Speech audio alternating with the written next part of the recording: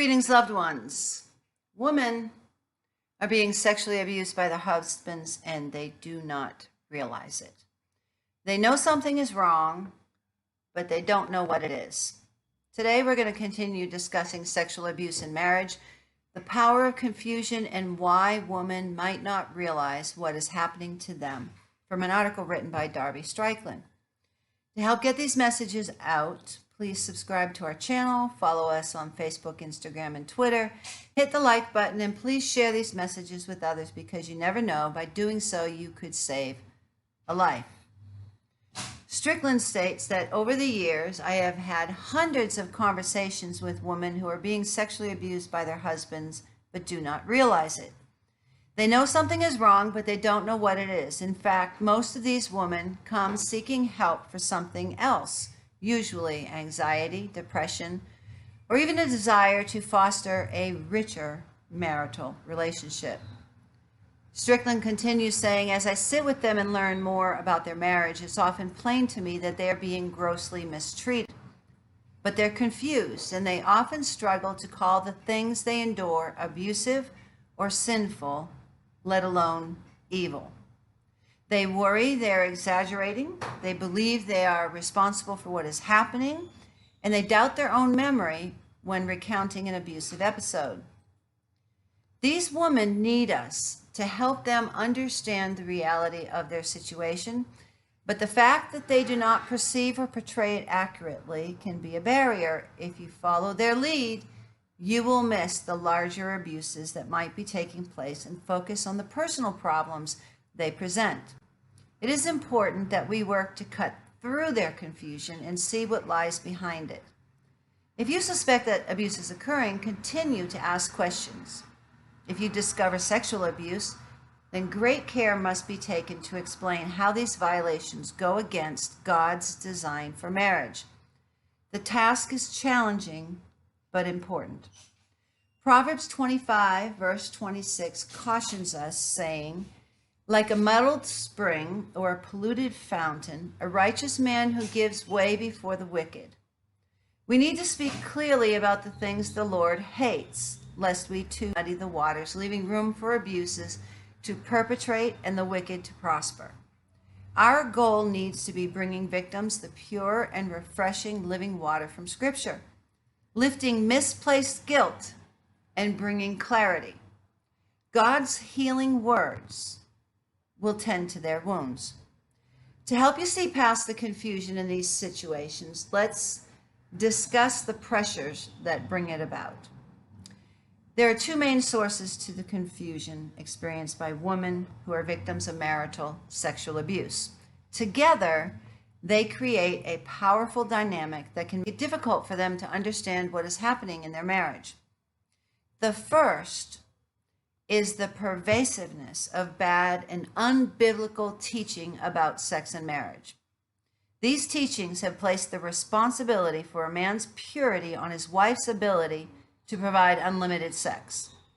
But it's not a wife's job to keep her husband from sin. Each person is responsible for their own sin. Luke 6:45 says this. Yet women have been told men need sex. Women have been told withholding sex is a sin. And women have been told your spouse has rights to your body anytime and in any way. Imagine how these teachings play out in the mind of a wife who is sexually abused by her husband. God's call to a healthy, willing mutuality is ignored, and sex on demand is made to sound like God's will. It's not. This produces false guilt and wrongly portrays a God who is not just indifferent to her suffering, but sanctions it. This creates a wedge in a wife's relationship with God when she needs him the most. Sex is not simply an act or a need. God created sex to be an expression of relational and spiritual intimacy. When abuse pollutes that relationship, the physical expression of intimacy is also corrupted. We need to be clear on God's design for sex so we do not add to the chaos that is already occurring in a victim's heart and mind. The second contributor to a wife's confusion is the manipulative tactics employed by her husband. These men want their wives to be off balance and disoriented. If wives believe they are responsible for the distress in the marriage and feel sorry for the husbands, then they are easier to dominate. We need to be on the lookout for these tactics, and we need to be ready to intervene with counsel and care to counteract them. Here are 4 common ways sexually abusive husbands manipulate their spouses.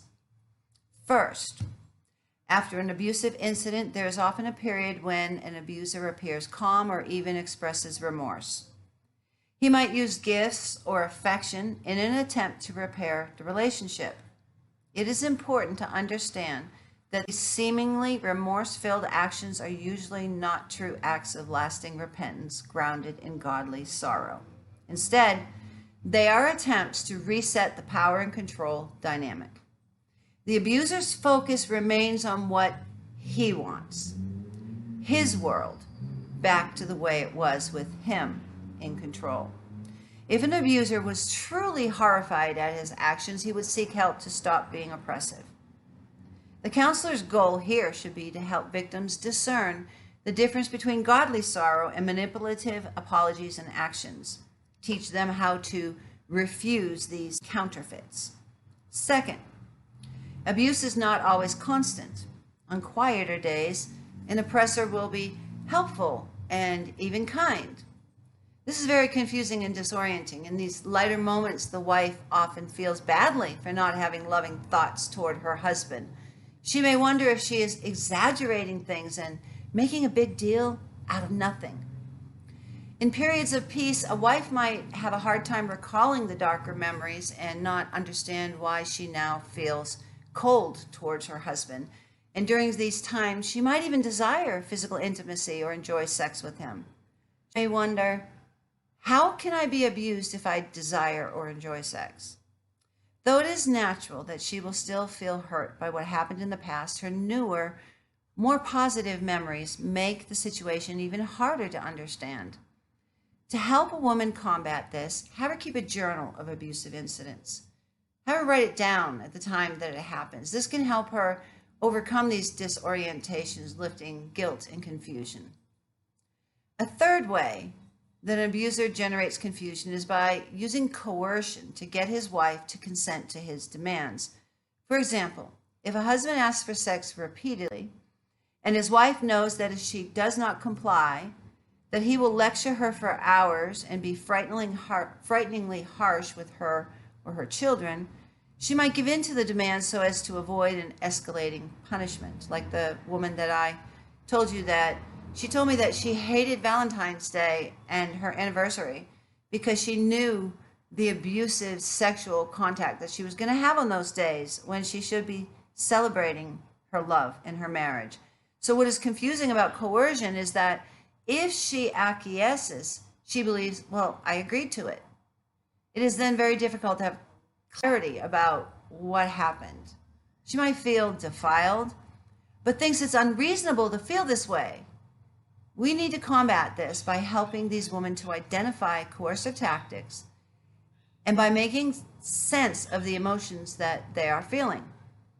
The fourth way that an abuser generates confusion is to make his wife feel sorry for him. Abusers, they are master blame shifters. They are adept at finding excuses to avoid taking responsibility for their demands. They blame alcohol or a stressful job, the temptation of pornography, their jealousy, but especially their spouse. Wives report being told things such as, "You're a prude. Sex is no fun for me. I have to push your limits." Or they'll say, "You never want to have sex with me. I can't bear the constant rejection. I have no choice but to force you into it."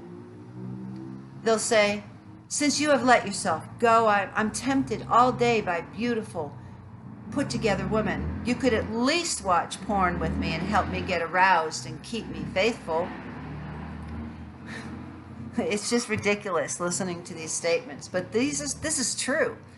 They'll say things like, "You have no idea what it is like for me to be married to the only woman on the planet who doesn't desire me."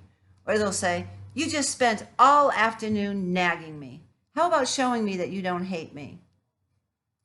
By claiming to be a tortured sufferer, a sexually abusive husband preys upon his wife's kind heart, believing she will feel sorry for him and then do whatever he wants. And if that does not work, he may use threats of adultery, porn use, and even self-harm to gain sympathy. These men are very convincing.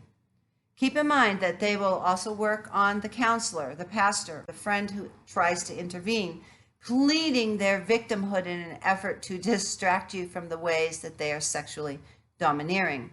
Be wary of this and don't shift your focus off the effect that an abusive husband's behavior is having on a victim. Untangling his excuses and threats will help free up his wife from believing it is her job to meet all of his sexual demands. Is it any wonder then that these wives are vulnerable to confusion about their situation? As their helpers, our goal should be to carefully dispel and dismantle the myths that ensnare them. To do this, we refute the bad teaching. We expose the manipulation and reconnect them to a rescuing God who grieves with them and desires their protection. With 1 in 3 women experiencing domestic violence worldwide, the question is not if you will encounter someone suffering violence. The question before God is, what will you do when you do encounter them? You could be the person who saves a life. You're called. We are all called to be champions for justice, and those who suffer violence need to know that those who love them and those who don't even know them will reach out to them and help them have the courage to leave before it's too late. Help us get these messages out. Please subscribe to our channel, follow us on Facebook, Instagram, and Twitter. Hit that like button and share these messages with others. You never know, you could save a life by doing so. This series on domestic violence is dedicated in honor of Gabby Petito, a bright young woman whom the world has lost because of gender violence. Please check out the foundation her family created in honor of her at GabbyPetitoFoundation.org. If you are a victim of violence, listen to me and know this. You are valued. No matter what they say, they're lying to you. You're loved, you're intelligent, you are beautiful. God does not want you to suffer violence. He wants you to live free from violence and peace and tranquility. There is a way out, and it's not your fault. Abuse is not love. If you're a victim of violence, reach out to somebody. If you're in a dangerous situation, call 911. Tomorrow, we're going to continue discussing sexual abuse in marriage and how you can help women in this situation. Until then, God bless you.